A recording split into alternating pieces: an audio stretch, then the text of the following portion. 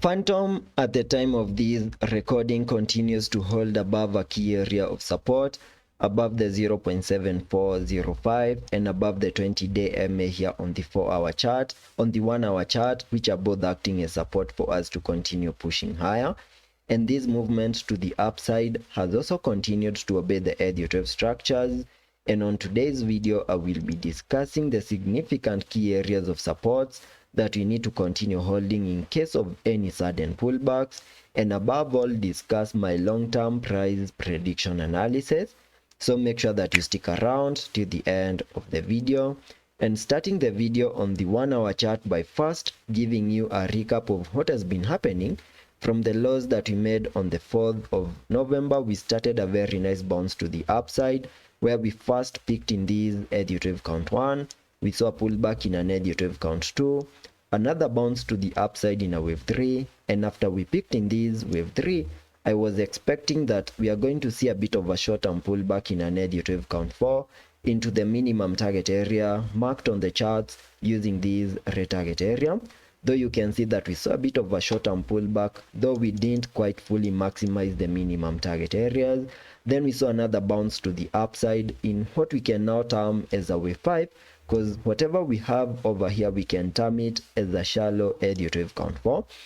And the minimum target areas for that Deriv count 5 can be given by connecting the trend-based Fibonacci from the low of the first wave to the high of this Deriv count 1, then dragging the fibs to the high of that Deriv count 3, giving me a minimum target area at the fib level 0.618, and that lies above the 0.778, which is an area that we are yet to fully maximize, though there are high chances that the high that we have at the moment is the high for that wave 5, and we are not going to see another bounce in the next coming hours. And having completed a 5-wave structure to the upside, we can now term these as a larger Deriv count 1. And having seen the formation of a larger Deriv count 1, whatever we expect next is a bit of a corrective structure in an Deriv count 2, whose minimum target areas can be given by connecting the Fibonacci's from the low of the first wave to the high of this Deriv count 1, giving me a minimum pullback target area for the second wave between the fib level 0.5 and the fib level 0.618, and that lies between the 0.6482 and the 0.6206, which is the area over here. So in case in the next coming hours we start a pullback to the lower side, losing key areas of support, this is an area that we need to pay attention to, because we need to continue holding within this area for me to expect another bounce to the upside in an Deriv count 5, that is in an Deriv count 3. But on losing this golden pocket over here and we continue heading further down, then that will be suggesting a more bearish case scenario where we can easily see Fantom giving us a reset of the lows that we made on the 4th of November. So that is all I'm expecting on the short term. On the long term,